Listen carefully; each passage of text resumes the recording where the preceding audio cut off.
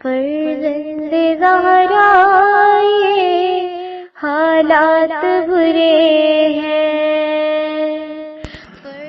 کاشانہ بصیرت ایک ایسا مکمل یوٹیوب چینل جس پر محروم بصارت کے لیے بالخصوص اور تمام افراد کے لیے بالعموم سینکڑوں کی تعداد میں اسلامی کتب دستیاب ہیں۔ لہذا گزارش ہے کہ آپ اپنی ذمہ داری نبھاتے ہوئے کاشانہ بصیرت کو سبسکرائب کرنے کے ساتھ ساتھ بیل آئیکن کو پریس کیجئے تاکہ آپ علم کے حصول کے ساتھ ساتھ مذہب اہل بیت کی اشاعت میں بھی اہم کردار ادا کرتے رہیں۔ کاشانہ بصیرت۔ فرزند زہرا یہ حالات برے ہیں۔ السلام علیکم میرے تمام کاشانہ بصیرت کے سامعین کو میرا سلام۔ ہم انشاءاللہ الکوثر کے جلد چہارم پہ ہیں۔ إِلَّا الَّذِينَ آمَنُوا وَعَمِلُوا الصَّالِحَاتِ يَهْدِيهِمْ رَبُّهُم بِإِيمَانِهِمْ تَجْرِي مِن تَحْتِهِمُ الْأَنْهَارُ فِي جَنَّاتِ النَّعِيمِ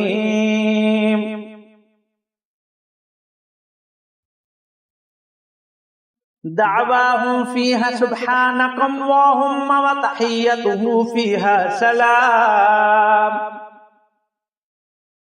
وآخر دعواهم أن الحمد لله رب العالمين۔ جو لوگ ایمان لائے اور نیک اعمال بجا لائے، بے شک ان کا رب ان کے ایمان کے سبب انہی نعمتوں والی جنتوں کی راہ دکھائے گا جن کے نیچے نہریں بہتی ہوں گی، جہاں ان کی صدا سبحانکا اللہم، اے اللہ تیری ذات پاک ہے، اور وہاں ان کی تحیت سلام ہوگی اور ان کی دعا کا خاتمہ الحمدللہ رب العالمین ہوگا۔ اب شروع ہوتی ہے تفسیر آیات۔ ہیڈنگ جو ہے مطلب نمبر 1 ہے، پہلی ہیڈنگ میں نمبر 1 میں، دوسری طرف جنت کی جمع جنات نعیم تک رہنمائی کے لیے بنیاد ایمان ہے۔ جس طرح کفر انسان کو جہنم تک پہنچاتا ہے، اسی طرح ایمان انسان کو جنت نعیم تک پہنچا دیتا ہے، اور عمل اس بنیاد کے لیے معاون کی حیثیت رکھتا ہے۔ یہ ہے صفحہ نمبر 19 پہ۔ لہٰذا ایمان انسان کو ارتقائی مراحل سے گزار کر منتہائی مقصود اللہ تک پہنچانے کا ضامن ہے۔ یہاں پہ حوالہ دیا گیا ہے وَأَنَّ إِلَىٰ رَبِّكَ الْمُنْتَهَىٰ، یہ ہے سورہ نجم کی آیت نمبر 42، اور یہ کہ منتہائی مقصود آپ کے رب کے پاس پہنچنا ہے۔ نمبر 2 ہیڈنگ ہے یہ دعواہم فیہا۔ یہ بات ذہن نشین ہونی چاہیے کہ جنت تقرب الہی کی ایک تعبیر ہے۔ اصل نعمت جو قیامت کے دن مومن کو ملے گی وہ قرب الہی ہے۔ اس قرب الہی کی فضا میں اہل جنت کے لیے سب سے زیادہ محبوب مشغلہ وہی تسبیح ہوگی جس تسبیح سے وہ اس دنیاوی زندگی میں مانوس رہ چکے ہیں۔ اسی نغمے میں جنت میں جب وہ تسبیح کر رہے ہوں گے ان کو جو لطف اور لذت اس تسبیح سے حاصل ہوگا وہ ناقابل وصف و بیان ہے، کیونکہ یہ مومن دنیا میں اسی تسبیح و حمد سے کیف و سرور میں آتا تھا، اس کا ضمیر اور اس کا وجدان کیف محسوس کرتا تھا۔ وہ اس دنیا میں اپنے رب پر ایمان بالغیب رکھتا تھا، لیکن آخرت میں وہ شہود کے مرحلے میں ہوگا، پردے اٹھ گئے ہوں گے، اللہ کے جوار میں مقام قربت پر فائز ہوگا۔ اس وقت اللہ کی عظمت، اس کی بے پایا رحمتوں کا قریب سے مشاہدہ کر رہا ہوگا۔ ایسا ماحول میں سبحانک اللہم کا ورد کس قدر لذت بخش ہوگا، اس کا اندازہ ہم اس مادی زندگی میں نہیں کر سکتے۔ دعویٰ اگرچہ اکثر ادعا کے لیے استعمال ہوتا ہے، لیکن آیت میں دعا کے معنوں میں ہے۔ نمبر 3 وَحَيَّتُهُمْ فیہا سلام۔ اسی طرح اللہ کے جوار میں امن و سلامتی کا جو عالم ہوگا اور سلام علیکم کا جو مفہوم وہاں ہوگا، اس کا بھی ہم اس ناسوچی زندگی میں اندازہ نہیں لگا سکتے۔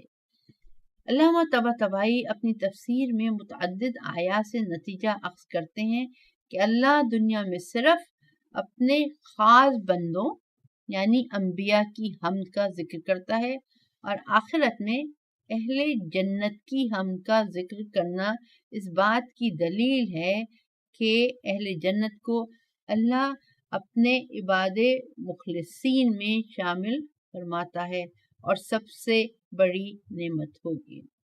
نمبر 4، وآخر دعواہم، اہل جنت جب اللہ کی حمد اور تسبیح بجا لاتے ہیں تو اس کو الحمد للہ رب العالمین پر ختم کرتے ہیں، جس طرح ہم دنیا میں برحمتک یا ارحم الراحمین پر ختم کرتے ہیں۔ شاید یہ فرق ہو کہ ہم دنیا میں طلب رحمت کرتے ہیں تو ارحم الراحمین کو دعا کا خاتمہ قرار دیتے ہیں۔ اہل جنت رحمت حاصل ہونے کی وجہ سے الحمد للہ رب العالمین کہتے ہیں۔ چنانچہ دنیا میں بھی مومن کو جب کوئی نعمت ملتی ہے تو وہ الحمد للہ رب العالمین کہتا ہے۔ اس آیت قرآنی کے جو اہم نکات ہیں، نمبر 1، ایمان ارتقاء کا واحد زینہ ہے، یہدیہم ربہم بایمانہم۔ نمبر 2، حمد تسبیحی جنت کی نعمت ہے، مومن کو اس سے مانوس رہنا چاہیے۔ دعواہم فیہا سبحانک، وَلَوْ يُعَجِّلُ اللَّهُ لِلنَّاسِ الشَّرَّ اسْتِعْجَالَهُم بِالْخَيْرِ لَقُضِيَ إِلَيْهِمْ أَجَلُهُمْ فَنَذَرُ الَّذِينَ لَا يَرْجُونَ لِقَاءَنَا فِي طُغْيَانِهِمْ يَعْمَهُونَ۔ اور اگر اللہ لوگوں کے ساتھ ان کی بدعمالیوں کی سزا میں برا معاملہ کرنے میں اسی طرح عجلت سے کام لیتا جس طرح وہ لوگ دنیا کی بھلائی کی طلب میں جلد بازی کرتے ہیں تو ان کی مہلت کبھی کی ختم ہو چکی ہوتی۔ لیکن جو ہم سے ملنے کی توقع نہیں رکھتے ہم انہیں مہلت دیے رکھتے ہیں کہ وہ اپنی سرکشی میں بھٹکتے رہیں۔ اس کی اب تفسیر شروع ہو رہی ہے۔ تفسیر آیات، آخرت اور نبوت کے منکرین کی طرف سے قائم کردہ ایک شبہ کا جواب۔ جو شبہ وہ ہمیشہ شد و مت کے ساتھ قائم کرتے رہے ہیں یہ ہے کہ اگر آپ اللہ کی طرف سے رسول ہیں اور آپ کی دعوت کا انکار موجب عقاب ہے تو وہ عذاب لے آئیں تو ہم مانیں۔ اس میں حوالہ دیا گیا ہے سورہ انبیاء کی آیت نمبر 38 کا 38 کا، وَيَقُولُونَ مَتَى هَٰذَا الْوَعْدُ إِن كُنتُمْ صَادِقِينَ، اور وہ کہتے ہیں اگر تم سچے ہو تو یہ وعدہ کب پورا ہوگا۔ اس کے جواب میں اللہ تعالیٰ اپنی حکمت بیان فرما رہا ہے کہ اگر اللہ ان منکرین کو سزا دینے میں وہی اجرت اختیار کرے جو ان پر رحم و کرم کرنے میں اختیار فرماتا ہے تو ان منکرین کی مہلت کا وقت ختم ہو جاتا ہے۔ اللہ تعالیٰ کی سنت یہ نہیں کہ عذاب کو مستحق ہوتے ہی ان پر عذاب نازل کرے، بلکہ ان کو مہلت دی جاتی ہے تاکہ یہ زندگی کے کسی مرحلے میں اسلام کے دائرے میں داخل ہو جائیں۔ یہ خود نہیں تو ان کی نسلوں میں مومن پیدا ہونے والے ہیں، بصورت دیگر کہ خود مہلت دینا ان کے لیے عذاب ہے، کیونکہ وہ اس مہلت میں مزید طغیان اور سرکشی میں مگن ہو جاتے ہیں، جس سے ان کے عذاب میں اضافہ ہو جاتا ہے۔ خلاصہ یہ کہ جب لوگ مصیبت کے موقع پر اللہ کو پکارتے ہیں تو اللہ سریع الاجابت ہے، لیکن اگر وہ جرم کا ارتکاب کرتے ہیں یا عذاب کا مطالبہ بھی کرتے ہیں تو اللہ اپنی حکمت اور رعافت کی بنیاد پر عذاب نازل کرنے میں عجلت نہیں فرماتا۔ اس کا مطلب دوسری جگہ واضح لفظوں میں ارشاد فرمایا ہے۔ حوالہ ہے سورہ نحل کی آیت نمبر 61 کا۔ بسم اللہ الرحمن الرحیم۔ وَلَا يُؤَاخِذُ اللَّهُ النَّاسَ بِظُلْمِهِمْ مَا تَرَكَ عَلَيْهَا مِنْ دَابَّةٍ وَلَكِنْ يُؤَخِّرُهُمْ إِلَىٰ أَجَلٍ مُّسَمًّى۔ اور اگر لوگوں کے ظلم کی وجہ سے اللہ ان کا مواخذہ کرتا تو روئے زمین پر کسی چلنے پھرنے والے کو نہ چھوڑتا، لیکن اللہ انہیں ایک مقررہ وقت تک مہلت دیتا ہے۔ ہم آتے ہیں اگلے صفحے پر جو ہے صفحہ نمبر 21۔ اہم نکات۔ نمبر 1، اللہ جو مہلت دیتا ہے وہ مومن کے لیے رحمت اور منکر کے لیے موجب عذاب بنتی ہے۔ اور دوسرا پوائنٹ اس کا ہے اللہ عطائے خیر کے لیے عجلت اور سزائے گناہ کے لیے تاخیر فرماتا ہے۔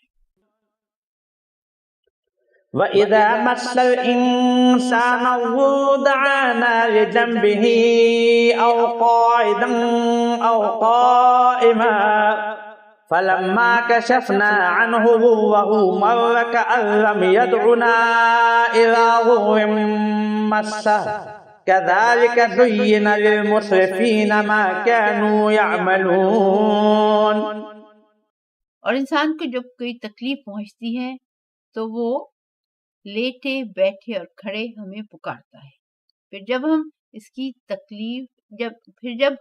سے تکلیف دور کر دیتے ہیں تو ایسا چل دیتا ہے گویا اس نے کسی تکلیف پر جو اسے پہنچی ہمیں پکارا ہی نہیں۔ حد سے تجاوز کرنے والوں کے لیے ان کے اعمال اسی طرح خوشنما بنا دیے گئے ہیں۔ تفسیر کے اہم نکات۔ پہلا نکتہ ہے بہت کم ایسے لوگ ہیں جو حالت امن و سکون میں بھی اللہ کو پکارتے ہوں، ورنہ عام طور پر انسان صرف مصیبت کے موقع پر سہارا ڈھونڈتا ہے۔ اس وقت انسان کو پتہ چلتا ہے کہ وہ اپنی زندگی کو خود نہیں چلا رہا۔ اس وقت اسے معلوم ہوتا ہے کہ صرف اللہ کی ذات ہی واحد سہارا ہے، لہذا وہ اسی کے در پر دستک دیتا ہے۔ لیکن جب اس سے تکلیف دور کر دی جاتی ہے، جسم صحت مند، دولت فراواں، حالات سازگار اور لوگوں میں باوقار ہو جاتا ہے تو اس در کے نزدیک نہیں بھٹکتا، بلکہ وہاں سے ایسے چل دیتا ہے جیسے اس در سے کبھی واسطہ پڑا ہی نہیں تھا۔ اس کی وجہ یہ ہے کہ انسان فطرتاً خدا پرست ہے۔ منفی تربیت، مفادات اور خواہشات کی وجہ سے وہ خدا سے دور ہو جاتا ہے۔ جب مصیبت میں یہ عوامل دور ہو جاتے ہیں تو فطرت پھر اپنے خدا کو پکارتی ہے۔ نمبر 2، کذالک زین للمسرفین، ایسے لوگوں کو اسراف کنندہ اس لیے کہا ہے کہ ان لوگوں نے اپنا سرمایہ، متاع، زندگی، عمر کو بہودگیوں میں خرچ کیا ہے، لہذا یہ لوگ اپنی زندگی کے ساتھ اسراف کر رہے ہیں۔ اب اس آیات کے اہم نکات۔ نمبر 1، مصائب میں مبتلا ہونے کا ایک فائدہ یہ ہے کہ اللہ کی طرف رجوع ہونا، دعانا لے جنبہ۔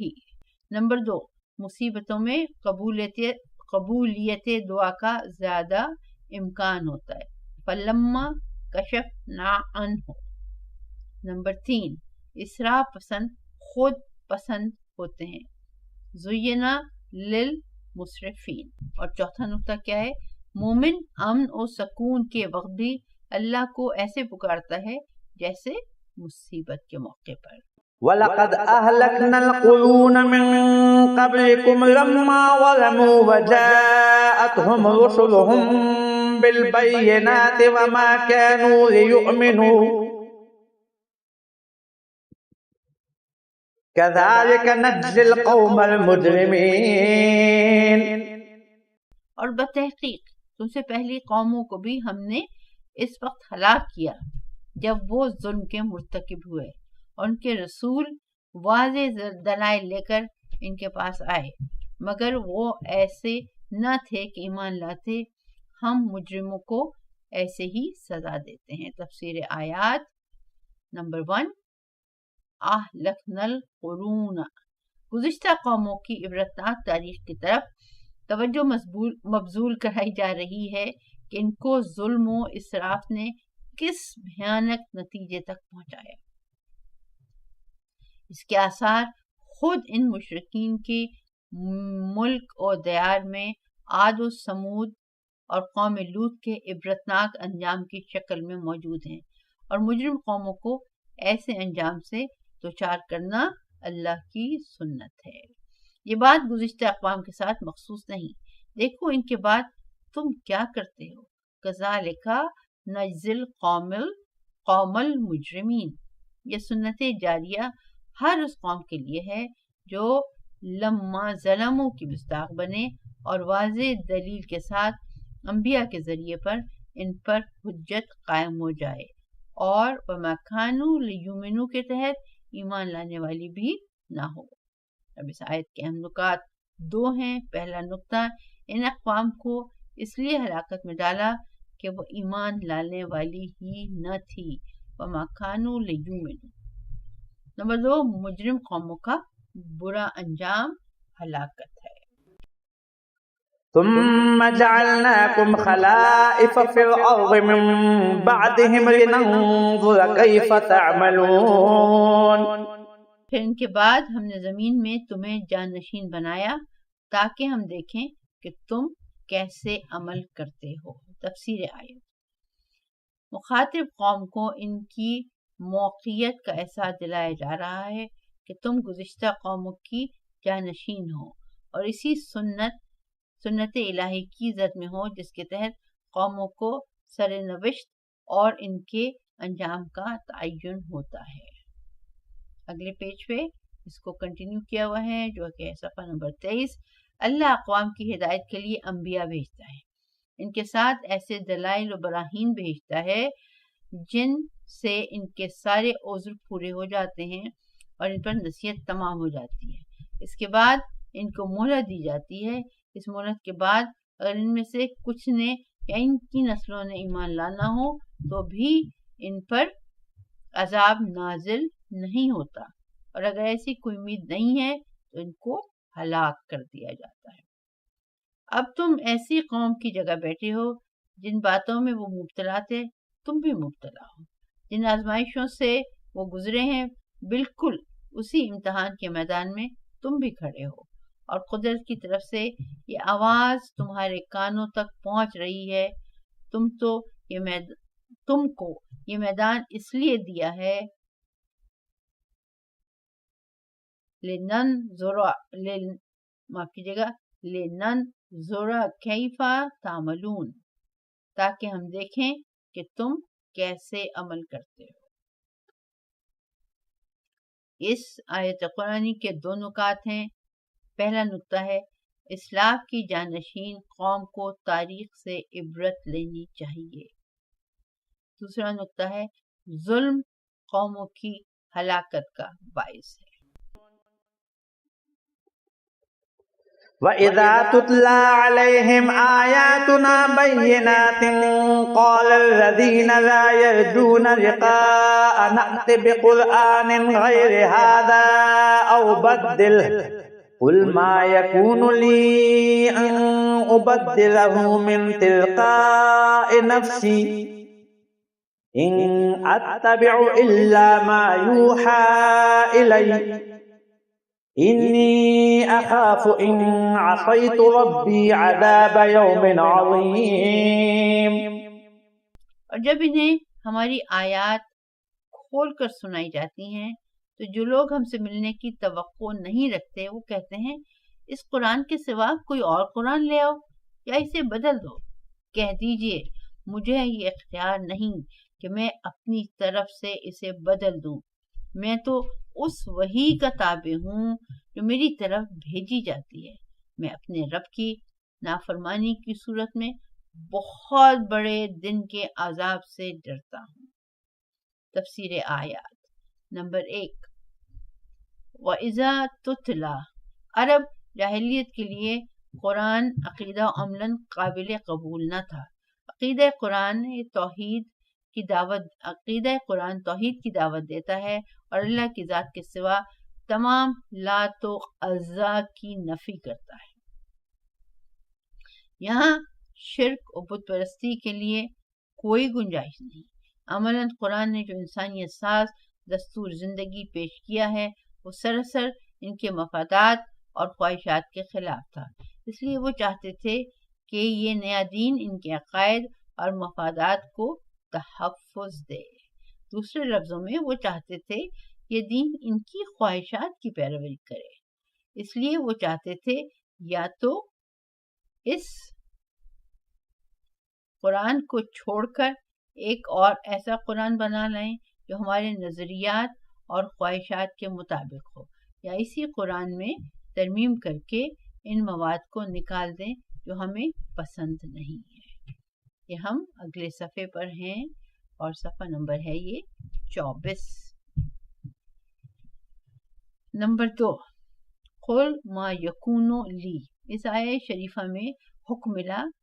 جواب میں یہ کہہ دیجیے یہ قرآن میری تصنیف نہیں کہ میں اس میں لچک پیدا کروں. میں صرف وہی کا تابع ہوں.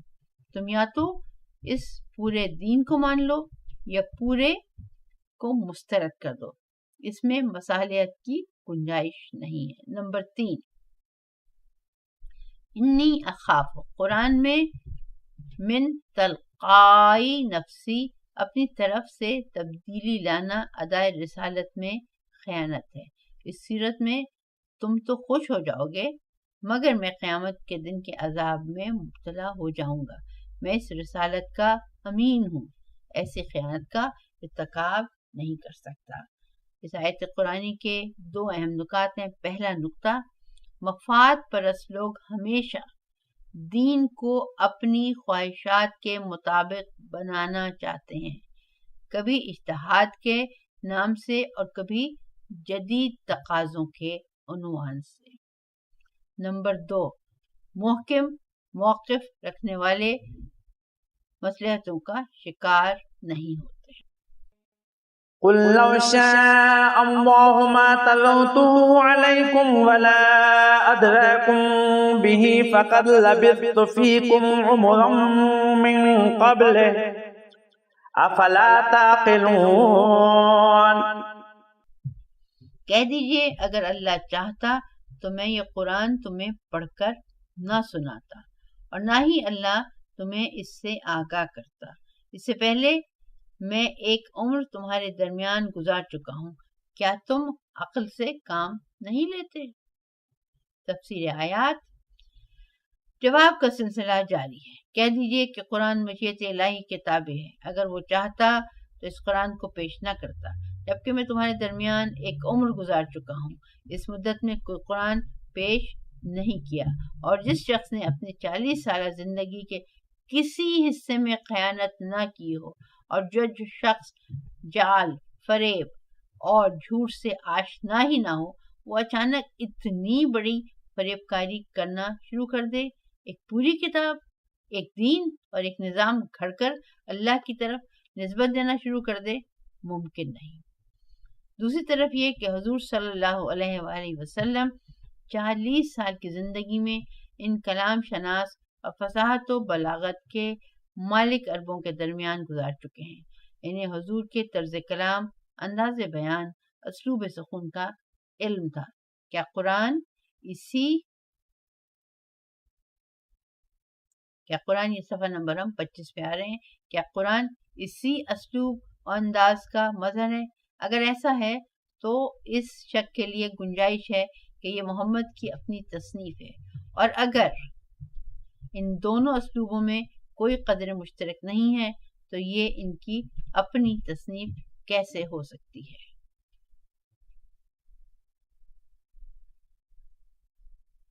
تیسری بات یہ کہ حضور صلی اللہ علیہ وسلم نے 40 سال کی زندگی ان لوگوں کے سامنے گزاری.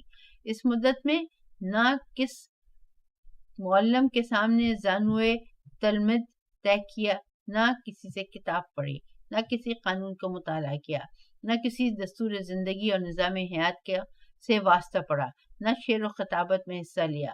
آج ایک ایسا کلام پیش کرتے ہیں جس کا اسلوب و ترکیب میں کوئی مقابلہ نہیں کر سکتا، اور ایک ایسا صحیح نظام حیات لے کر آتے ہیں جو قیامت تک کے لیے قابل عمل ہے.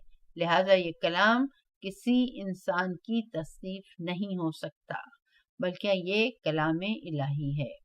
اس آیت کا اہم نقطہ ایک بیان کیا گیا ہے. حضور صلی اللہ علیہ وآلہ وسلم کی زندگی خود آپ کی صداقت کی دلیل ہے. آفتاب آمد دلیل آفتاب. فمن أظلم ممن افترى على الله كذبا أو كذب بآياته إنه لا يفلح المجرمون. لبستو فیکم عمرا. بس اس شخص سے بڑھ کر ظالم کون ہو سکتا ہے جو اللہ پر جھوٹ بہتان باندھے یا اس کی آیات کی تکذیب کرے. مجرم لوگ یقیناً فلاح نہیں پائیں گے. تفسیر آیات نمبر 1. فمن ازلم. اگر میں اللہ پر بہتان باندھتا ہوں تو مجھ سے بڑھ کر کوئی ظالم نہیں. اگر یہ اللہ کا کلام ہے تو اور تم اس کی تکذیب کر رہے ہو تو تم سے بڑھ کر کوئی ظالم نہیں. رہا یہ سوال کہ کس طرح معلوم ہو سکے ان دونوں میں سے ظالم کون ہے. جواب میں فرمایا جو مجرم ہیں وہ کبھی کامیاب نہیں ہوتے. لہٰذا ان دونوں میں جو فریق ناکام اور رسوا ہوگا وہی سب سے بڑھ کر ظالم ہوگا، اور جو کامیاب ہوگا وہ سچا ہوگا. البتہ کامیابی اور رسوائی کا الہی معیار بنیاد ہے. نمبر 2. انہو لا یفلح المجرمون. مجرم اپنے جرم کو کامیابی سے جاری نہیں رکھ سکے گا. اگر ہم مجرم ہیں تو اس پیغام توحید کو جاری رکھنے میں ناکام ہوں گے، اور اگر تم مجرم ہو تو تم ناکام ہوں گے. اس آیت کے اہم نکات صرف ایک ہے اور اسی پہ اس صفحے کا اختتام بھی ہوگا. وہ اہم نقطہ کیا ہے؟ جرم کبھی بھی کامیابی کا زینہ نہیں بن سکتا. وَيَعْبُدُونَ مِن دُونِ اللَّهِ مَا لَا يَضُرُّهُمْ وَلَا يَنفَعُهُمْ وَيَقُولُونَ هَؤُلَاءِ شُفَعَاؤُنَا عِندَ اللَّهِ قُلْ أَتُنَبِّئُونَ اللَّهَ بِمَا لَا يَعْلَمُ فِي السَّمَاوَاتِ وَلَا فِي الْأَرْضِ سُبْحَانَهُ وَتَعَالَى عَمَّا يُشْرِكُونَ.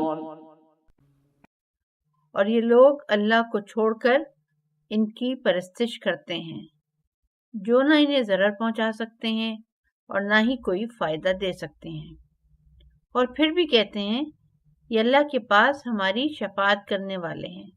کہہ دیجئے کیا تم اللہ کو اس بات کی خبر دیتے ہو کہ اللہ کو نہ آسمانوں میں معلوم ہے اور نہ زمین میں، وہ پاک و بالا تر ہے اس شرک سے جو یہ لوگ کر رہے ہیں. تفسیر آیات نمبر 1 لکھا ہوا ہے، اور اس آیت کا پہلا لفظ وَيَعْبُدُونَ وہ تحریر ہے اور آگے اس کی تفسیر ہے. مشرکین بتوں کی پوجا اس لیے کرتے تھے تاکہ ان بتوں کے وسیلے سے اپنے ارباب کا تقرب حاصل کریں. چونکہ یہ بت ان کے ارباب کی شبیہ ہیں، وہ شبیہ کی پوجا کرتے تھے تاکہ وہ رب جس کی یہ شبیہ ہے اور وہ ارباب جن کے سپرد تدبیر امور ہیں راضی ہو جائیں. ان کے عقیدے کے مطابق اللہ سے ان کی سفارش کرائیں. وہ اپنے ارباب کو شفیع اور بتوں کو شفیع تک رسائی کا وسیلہ سمجھتے تھے. وہ ذات جو کل کائنات کی خالق ہے اور اس کائنات میں اس کے علم کے بغیر ایک پتا بھی نہیں ہلتا، اس کے علم میں ایسا کوئی شفاعت کنندہ موجود نہیں ہے۔ بھلا وہ چیز جو اپنی ذات کا شعور بھی نہیں رکھتی اور اپنی ذات کے لیے بھی نفع و ضرر کی مالک نہیں ہے، وہ دوسروں کی شفاعت کیسے کرے؟ وما كان الناس إلا أمة واحدة فاختلفوا ولولا كلمة سبقت من ربك لقضي بينهم فيما فيه يختلفون۔ اور سب انسان ایک ہی امت تھے، پھر اختلاف رونما ہوا۔ اگر آپ کا پروردگار پہلے نہ کر چکا ہوتا تو ان کے درمیان اس بات کا فیصلہ کر دیا جاتا جس میں یہ اختلاف کرتے تھے۔ تفسیر آیت وما کان الناس، اس آیت کے ذیل میں المیزان میں آیا ہے لوگوں کے درمیان دو قسم کے اختلافات ہیں۔ ایک اختلاف زندگی کے معاملات کے بارے میں رونما ہوتا ہے اور دعوے داریوں میں لوگ اختلاف کرتے ہیں، کچھ مدعی اور کچھ مدعا علیہ بنتے ہیں۔ یہ ہم اگلے صفحے پہ آ گئے ہیں۔ کچھ ظالم اور کچھ مظلوم بنتے ہیں، کچھ تجاوز کار اور کچھ تجاوز سے متاثر ہوتے ہیں، کچھ دوسرے کا حق حاصل کرتے ہیں، کچھ کا حق ضائع ہوتا ہے۔